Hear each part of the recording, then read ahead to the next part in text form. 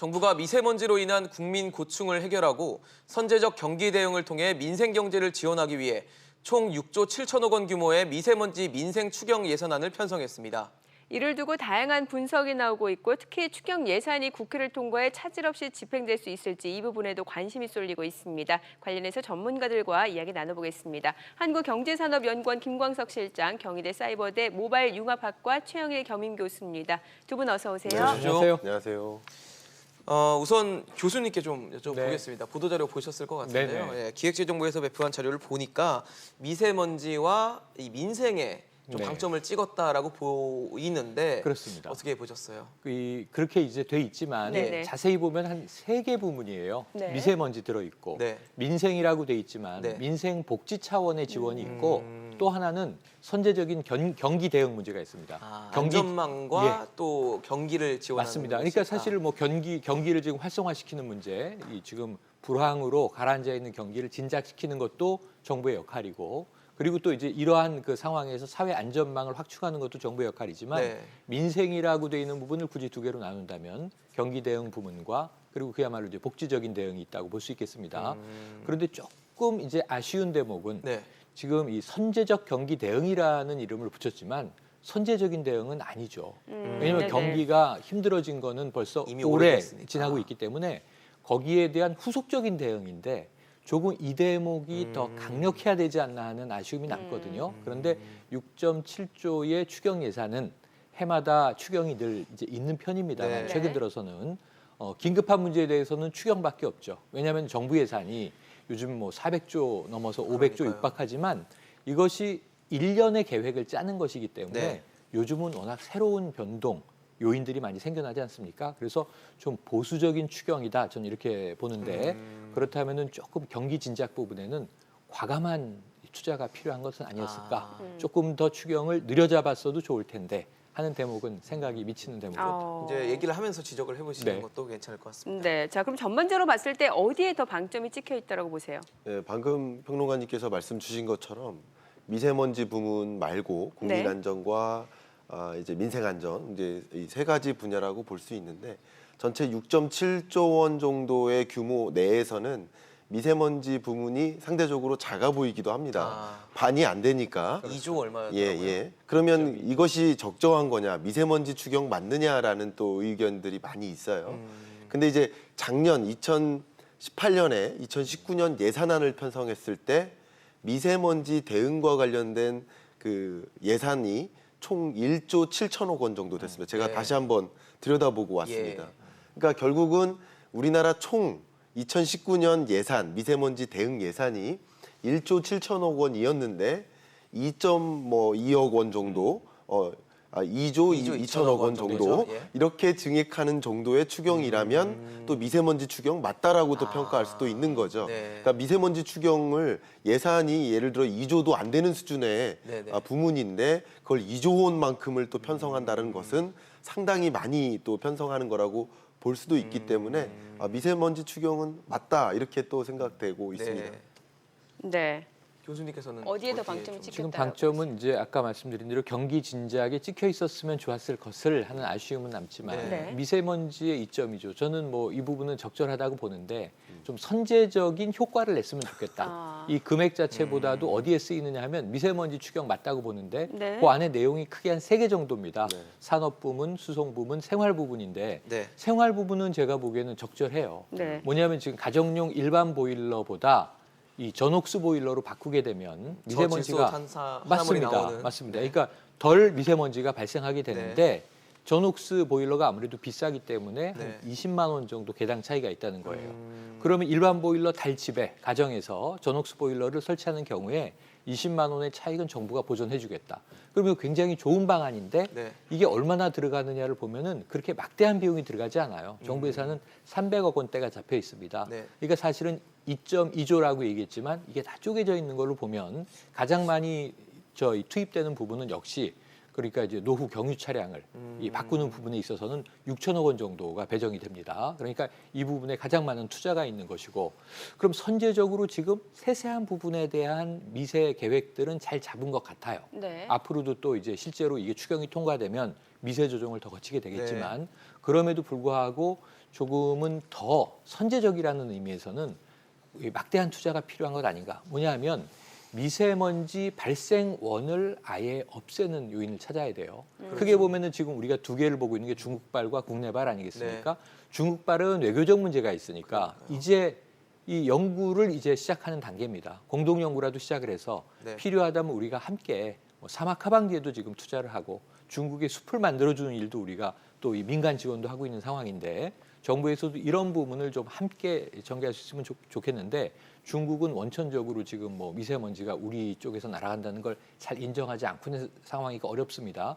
그렇다면 약 50% 정도 추정되는 국내발 미세먼지라도 좀 선제적으로 이것을 발생원 자체를 아예 해소해버릴 수 있는 좀 전략들을 짰으면 하는 기대감이 국민들에겐 있을 거예요. 이런 부분에서는 지금 산업, 수송, 생활 부분의 세세한 부분들은 좋다고 봅니다. 근데 더 과감한 투자를 해서 선제적으로 발생원을 없애는 것도 미세먼지 문제가 해마다 발생할 문제이고 이게 국민 생활에 큰 고통을 주는 것이기 때문에 근데 올해 미세먼지 2.2조가 큰 의미가 있는 것은 이제서야 미세먼지가 재난으로 규정이 됐단 말이죠. 그렇죠. 예, 그러한 의미에서 이제 연결성이 있는데 조금 더 내년부터는 크게 편성을 해도 좋을 것 같다. 사실은 미세먼지를 잡는 게 복지다. 이런 말씀 좀 드리고 싶습니다. 예.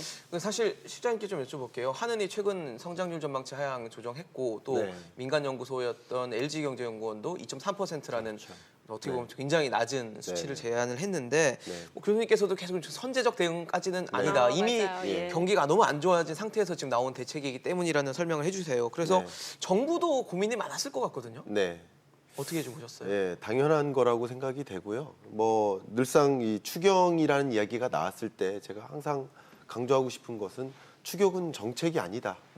정책의 실패가 일어났을 때 예상하지 못했던 일이 발생했을 때 긴급 대응 수단인 것이지 불을 끄는 거네요. 그것을 늘상 경기부양책으로 활용하는 것은 박수칠 만한 일은 아니다라는 거죠. 어쨌든 예산 계획을 짰는데 예산 계획을 짤 때는 작년에 예산 계획을 짤 때는 2019년을 경제 전망치를 낸 거예요. 기재부도. 그죠? 그리고 KDI도 내고 한은도 내고. 근데 경제 성장률 전망치 자체가 민간경제연구소보다도 늘상 높아요. 그러니까 저도 이제 한 10여 년 동안 늘 경제 전망하고 경제 성장률 전망치 제시하고 지내고 있는데 어떨 때는 어떤 해에는 낮게 잡았다가 상향 조정하기도 하고 어떨 때는 높게 잡았다가 하향 조정하기도 하는데 왜 정부 단에서는 늘상 높게 잡고 계속 하향 조정만 하느냐. 그래서 낙관적이라는 지적이 계속 있는 것 그렇죠. 같아요. 이미 경제를 낙관적으로 그려봤기 때문에 추경이 이미 예상됐다는 거죠. 낙관적인 것에 대한 예산을 준비를 했기 때문에 나빠졌을 상황에서는 대비가 안 돼 있다 말씀을 하시는 거죠. 굳이 말씀드리면 작년에 2019년 예산 편성액이 약 470.5조 원, 470조 원 정도 된다고 보면 여기에 이미 7조 원 정도의 추경 예산이 반영됐을 수도 있다는 거죠. 이런 것들이 웬만하면 왜냐하면 미세먼지라는 영역이라든가 민생 안정 부분 그리고 이런 여러 가지 현안들이 이미 2018년에도 예견됐던 것들이거든요. 미세먼지가 더 좀 그 고충이 가속화된 건 맞지만 그때도 미세먼지 있었고 미세먼지 문제가 해결되지 않겠다라는 생각을 이미 하고 있었거든요. 그러면 그때 이미 반영되었을 수도 있는 건데 왜 추경으로 이걸 해결하느냐 하는 질타가 있는 거죠. 그러니까 늘상 경제를 낙관적으로만 바라보고 상대적으로 예산 편성을 소극적으로 편성을 하다 보니까 반드시 추경이 또 반복되는 거죠. 습관적인 추경이다라는 표현까지 있는 거죠. 그런 측면에서 지금 이런 것들이 선제적 대응이다. 추경이라는 것은 선제적 대응이라고 표현하기가 굉장히 어렵습니다. 추경이라는 성격 자체가. 그렇죠. 추경은 늦은 대응이죠. 그리고 외양간 고치는 그렇죠. 시기인데. 이미 늦은 대응인 거고 왜 이제서야 이런 걸 고민하느냐.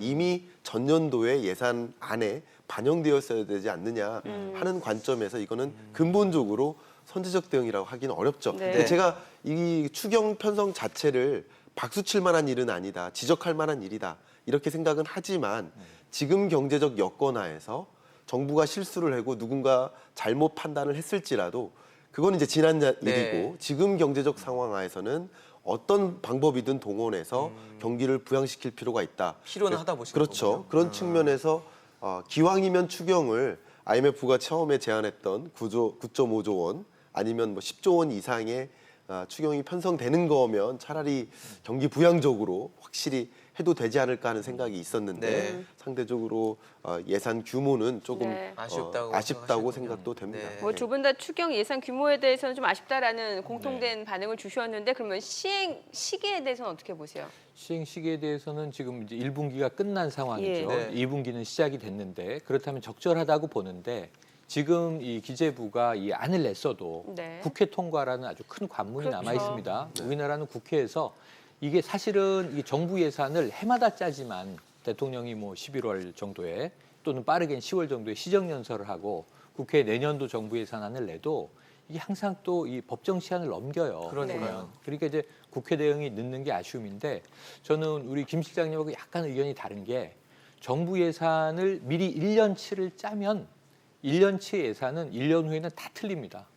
요소화 상황이 너무 바뀝니다. 그렇죠. 네. 일부 불확실성이 기업 너무 같은 크니까요. 경우에는 CEO에게 정권이 있어서 네. 자, 예산을 내년에 여기에 R&D에 얼마 투자하기로 했지만 경기가 안 좋아서 우리가 긴급 대응해야 되면 이 돈 빼서 여기다 넣어. 그럼 기업은 그게 빠르지만 네. 정부 예산은 너무 촘촘해서 국방 예산 40조, 복지 예산 뭐 몇십 조 이렇게 다 짜놓으면 예산 전용도 못하고 전용을 하려고 하면 굉장히 까다로운 절차가 있고 그다음에 정부가 1년 후에 나라의 내용이 어떻게 돌아갈지를 미리 다 예측을 해서 짜는 것이 하나의 전년도에 따른 기획일 수는 있으나 2018년 대비 2019년은 새로운 일이 터진단 그렇죠. 말이죠. 네. 강원도에 산불이 나서 이렇게 큰 피해가 있을 줄 예상하고 가는 건 아니란 말이죠.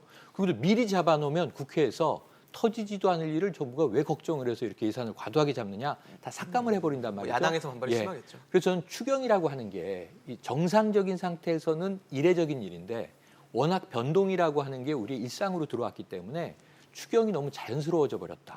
해마다의 추경은 어쩔 수 없는 상황이다. 그건 문제는 뭐냐면 그러면 정부의 예산 편성 제도와 국회의 이게 뭔가 신속 처리, 네. 패스트 트랙 얘기 요즘 나오지만요. 네. 추경 같은 거를 패스트 트랙으로 처리해 줘야 된다고 봐요.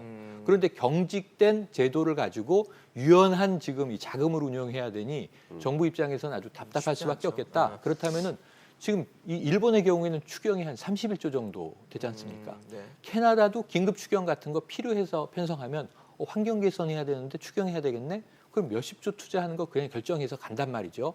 근데 우리는 지금 추경이 이게 시기적으로 어떠냐? 저는 적절하다고 보는데 네. 이 추경이 언제 시행될 거냐? 여름 다 지나서 시행될 거다라고 보면 미세먼지 대책 지금 뭐 우리가 제일 좋은 게 청소년 노인들이 있는 이제 공공시설들에 공기청정기 달겠다는 거 아니에요? 이거 분명히 내년에 답니다. 올해로 못 달 것 같습니다. 네. 제가 이 관망컨대. 그럼 이게 뭐가 선제적 대응입니까? 근데 이거 정부 탓만 할 수는 없는 상황이거든요. 그리고 우리나라의 좀 정치적인 현안에 모든 것이 좀 매몰돼 있는 이 과잉 정치화된 사회 늘 사실 문제를 지적이 나오는 풀어내야 문제라서. 되는 거죠. 네, 그래서 그렇죠. 조금 유연하고 빠르게 행정부와 국회가 대응해 달라. 그러면은 시기가 적절한데 시기 적절하다는 오늘 저의 논평은 네. 큰 의미가 없어질 가능성이 높기 아. 때문에 네. 이것도 늦은 거 아니냐. 아. 그럼 1월 1일부터 추경을 할 수도 없잖아요, 사실은. 그렇죠. 그러니까 이제 이 막 시작을 문제를 했는데. 제도적으로 해결해 주셔야 돼요. 네. 실장님 어떻게 보세요? 적기라고 보세요? 제도적으로 편성을 한다 그러면 국가재정법 89조를 바꿔야죠. 그렇죠. 법 예. 개정이 필요한 그러니까 지금 캐나다도 말씀하시고 일본도 말씀하셨지만 상대적으로 유연하게 대처할 수 있도록 추경 법안 자체가 제도가 유연한 법 제도를 갖고 있는 나라들이라고 볼 수 있고 우리나라는 이제 유연하지 않은 그 법 제도를 갖고 있기 때문에 네. 지금 이제 딱 명확히 세 가지 안에 해당될 경우만 그렇죠. 추경이 가능하다고 보는 건데 그러니까 이런 점에서 이제 문제를 지적할 수 있는 거죠. 왜냐하면 경제를 낙관적으로 전망하다가 경제 성장률을 계속 또 하향 조정하는 거예요. 하향 조정하는 과정에서 생각보다 경기가 더 침체되네. 그러면서 부랴부랴 경기 대응책, 경기를 회복시키기 위한 어떤 책략을 꾸리는 과정에서 대략 한 6조 원, 7조 원 정도의 예산이 편성되면 이 정도의 성장률을 나름대로 유지할 수 있어 하면서 편성 규모를 결정하죠. 네. 규모를 결정하고 그 규모를 결정한 다음에 왜 추경을 편성하는지 그 근거를 찾는 거죠. 근거를 뒤늦게 찾습니다. 그러니까 미세먼지 추경이다, 재난이다, 재해다 뭐 이런 것들을 가지고 이제 추경, 뭐 작년에는 일자리 추경을 했듯이, 네, 그렇죠. 그러니까 이런 것들이 근거가 있어서 추경을 편성하기보다는 경기를 어느 정도 성장률을 유지하기 위해서 이 정도 규모의 추경 규모가 필요하니 이런 추경에는 이런 근거로 우리는 대응하겠다라는 식으로 네. 하기 때문에 또 문제를 지적하기도 하는 것이죠. 네. 지금 뭐 계속 지금 경기 활성화 부분에 대한 지적이 나오고 있는데 저희가 선제적 경기 대응 그리고 민생 경제 긴급 지원에 대한 내용에 한 4조 5천억 원 정도가 그렇죠. 들어갔더라고요. 예. 근데 네. 보면 내용을 보니까 뭐 네. 수출 경쟁력 강화, 벤처 창업, 또 네. 관광 활성화, 뭐 실업급여 지원, 기초생보 확대 정말 내용이 많은데 맞아요. 이거 할 수 있는 건가? 이 정도 예산을 이거 하면 너무 잘게 4조 쪼개져서 5천억 제대로 효과 발휘할 수 있을까라는 의문이 들거든요. 저 그런 말씀 드리고 싶습니다. 공감합니다. 앵커님들의 지적에. 지금 예를 들면 쪼개진 내용들을 보면 다 일리는 있는 내용들이에요. 네. 긴급한 내용들이에요. 지금 수출 무역 점점 심각해지고 있고 떨어지고 있죠. 여기에 대응하기 위한 기금을 한 2,600억 조성하겠다. 네. 필요합니다. 수출 무역 지원해줘야죠. 금융적인 차원에서. 또 중장년층 일자리 문제 심각하다. 그렇죠. 그러니까 여기에 내용을 보면 또 얼마 안 돼요. 전체 추경 6.7조에 비하면 네. 요 안에 들어가는 건 다 합쳐봐야 한 300억 될까 말까거든요. 근데 주로 뭐 하는가 보니까 이 중장년층이 전직할 수 있도록 직장에서 많이 퇴출되는데 네.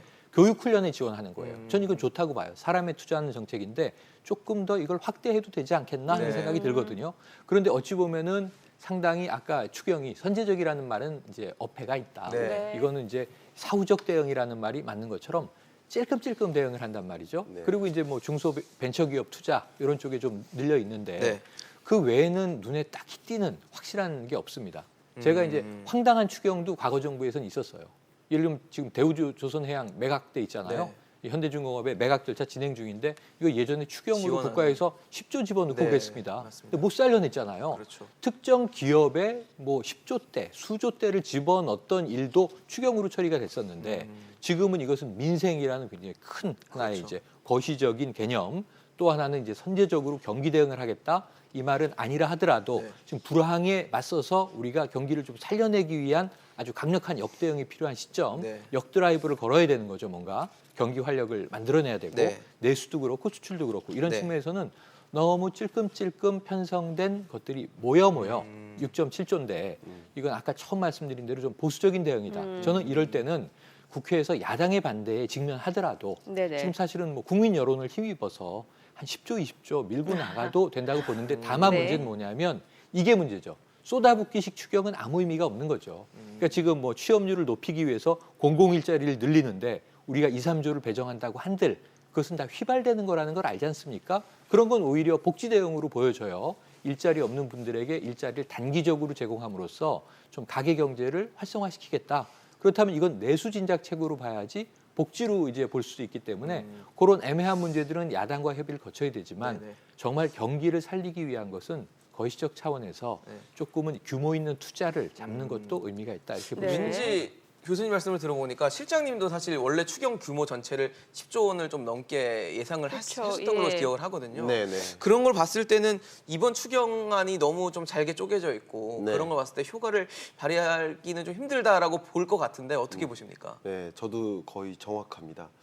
그러니까 이제 근거가 미세먼지 혹은 뭐 경기 대응 컨셉인데 여기에 많은 그 예산이 분배에 또 쏠려 있기도 합니다. 네. 근데 이 분배 문제를 해결하기 위해서 추경을 편성할 이유가 있느냐? 아, 이거는 이미 예산에 반영되어 있고 사실 이 모든 예산안들이 증액입니다. 증액. 이미 있는 예산 부문이고 그런 것들을 이만큼씩 증액하겠다는 건데 그러니까 분배라는 거 좋지만 지금 경기 대응 측면에서 굉장히 시급한 상황에서 엄중한 상황에서 나름대로 대응책을 모색하는 과정에서 왜 분배에 초점을 또 맞추느냐. 그렇기 때문에 또 야당 측에서 얘기하는 것이 뭐 이제 통과되기가 어려울 수도 있습니다. 이런 것들이. 왜냐하면 지금 너무 많이 섞여 있고 2000년대 이후로 추경 편성된 그 추이를 보면 5개 년도인가? 그 정도만 빼고 대부분 추경이 편성돼 네. 있어요. 근데 제가 기억에는 2개 년도는 추경 편성을 2번 했습니다. 아, 그러니까 1차 추경, 1년에 2번. 2차 추경. 네. 제 생각에는 이렇게 조기에 이야기가 나올 정도면 왜 추경이 조기에 얘기가 나오는 거냐면 이미 우리 2019년 예산을 조기 집행을 많이 했어요. 네. 1분기. 그래도 지금 경제가 이 정도 수준밖에 안 돼요. 그런 상황 속에서 지금 추경을 편성하면 아마 하반기에는 또 다른 추경이 있을 수 있지 않겠느냐. 네. 그래서 분리해서 해라라는 얘기예요. 네, 네. 그래서 지금 당장은 가장 성급한 좀 재난재해라든가 이런 컨셉에서의 추경으로 빨리 편성을 하고 네. 또 경기 대응이나 이런 컨셉에서 제2의 추경이 또 한 번 나올 수도 있지 않을까 하는 그런 생각도 네. 좀 한번 생각을 해보고 네. 있는데, 그러니까 지금 너무 이 경기 대응 아니면 추경 이런 예, 쪽으로 예. 포커스를 맞춰서 그거 하나만큼은 확실히 목표를 이루는 그런 방향으로 돼야 되는데 아무것도 이루지 못하고 또 분배 문제만 또 챙기는 그런 과정으로 또 악순환되지 않을까 하는 걱정이 많이 됩니다. 네네. 자, 그러면 재원 마련에 대해서 좀 여쭤볼게요. 지금 결산 잉여금, 기금 등 여유 자금을 우선 활용하고 국채 발행은 최소화했다 이렇게 기술이 네. 되어 있는데 이 정부의 재원 마련 방안에 대해서는 어떻게 보세요? 좋습니다. 왜냐하면 국채를 발행한다는 것은 예. 이제 국가 채무가 늘어나는 것이기 때문에 네. 이것은 뭐 정부든 국민이든 국회 등 통제하기 위해서 각고의 노력을 하고 있는 것이죠. 그런데 지난해에 우리 국채를 또 많이 갚은 부분이 있어요. 네네. 그래서 국채 비율은 떨어졌습니다. 그러니까 적정량의 국채를 발행해도 괜찮고요. 지금 현재 6.7조 중에 이 국채 발행 비율은 절반을 좀 넘습니다. 그럼에도 불구하고 아까 이야기하신 대로 결산 잉여금을 먼저 쓰고 특별회계 여유 자금들을 먼저 투입하고 기금들을 모으고 이렇게 해서 약간 이제 절반 정도 안 되게 하지만 결국은 국채 발행도 3.6조 원 정도, 6.7조 중에 절반을 좀 넘죠. 그래서 국채 발행이 있는데 이 지금 재원 조달 비율은 적정하다. 그래서 아마 이 재원 조달 비율까지 고민을 해서 6.7조 정도로 총 추경 규모를 결정했을 것으로 네. 예상 지금 추정을 그림이, 해봅니다. 나오고 있네요. 네. 보니까 국채 발행이 3조 6천억 원 정도. 3.6조죠. 말씀하신 대로 절반이 넘는 정도의 규모인데 실장님께서는 네. 우리가 어떻게 보셨어요? 꼭 기억해야 될 영역은 뭐 굉장히 복잡하고 복합적이어 보이기도 하는데 네. 국채 발행 규모 3.6조 원에 좀 주목할 필요가 있고요. 네.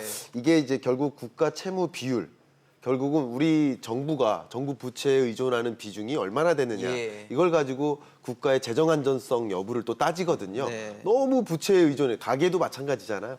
너무 많은 부채에 의존해서 뭐 투자를 하거나 사업을 하면 또 굉장히 안정성에 문제가 그렇죠. 생길 수 있다는 예. 측면에서 지적을 많이 하지 않습니까? 정부도 마찬가지거든요. 국가 부채 규모가 너무 커지면 또 그것까지 그렇게까지 확대 편성하면서 경기 부양은 하지만 정부의 재정 건전성이 약화되는 거 아니냐는 네. 우려를 많이 할 수 그렇죠. 있는데 국가 채무 비율은 어느 정도 유지해 주는 과정. 네. 그러니까 결국은 이런 것이 그렇게 큰 부담 없이 추경을 편성하는 것이다라는 것을 먼저 설득하는 과정이라고 생각을 합니다. 근데 지금 홍남기 부총리의 얘기를 들어보면 이번 추경안을 통해서 성장률을 0.1%포인트 정도 진작할 수 있을 네. 것 같다라고 전망을 했는데 네. 가능할 것으로 근데 보십니까? 그 정도는 가능할 것 0.1 같습니다. 정도? 추경도 지금 보수적이고요. 그 이제 경제 성장률에 미치는 영향도 보수적이에요. 그렇다면 0.1이 유의미할까요? 그러니까 큰 의미가 없죠. 지금 하는 해 추산으로 보면은 네. 2.6% 성장을 지금 이제 1%포인트를 낮춘 상황이에요. 네. 그중에 추경을 6.7조로 했더니 0.1%포인트가 올랐다고 치자고요. 네. 다시 2.6으로 올라가는 상황이죠. 2.6으로 올라가기 위한 노력인데 네. 지금 1%포인트의 10분의 1이지 않습니까? 네. 그럼 아주 단순 논리로 생각을 하면 이건 참 이게 너무 단순하지만 10번 추경을 해야 1%포인트 올릴 수 있는 거잖아요. 쉽게 생각하면 네, 쉽게 생각하면. 네. 그게 가능하겠느냐? 의미가 없죠. 그래서 오히려 그거보다는 0.1%포인트를 추경은 직접 올릴 수 있는 효과가 있다고 전제하고 이건 기재부가 상당히 복잡하게 계산을 했을 겁니다. 이것이 어떤 시너지를 내서 민간 시장 영역에서 어떤 추동 역할을 할 수 있겠는가. 그래서 우리가 가장 많이 하는 얘기가 마중물 얘기인데요. 마중물의 효과를 낼 수 있겠느냐가 중요하지 0.1%포인트라는 수치에 우리가 연연할 필요는 없다. 그래서 연쇄 효과와 파장 효과에 더 집중적으로 이 돈을 어딘가에 뿌렸을 때 그것이 만들어내는 후속적인 파장을 우리가 고민해보자 이런 제안을 드리고 싶네요. 알겠습니다. 오늘 발표한 정부의 추가 경정 예산안을 두고 김광석 실장, 최영임 겸임교수와 얘기 나눠봤습니다. 고맙습니다. 고맙습니다. 감사합니다.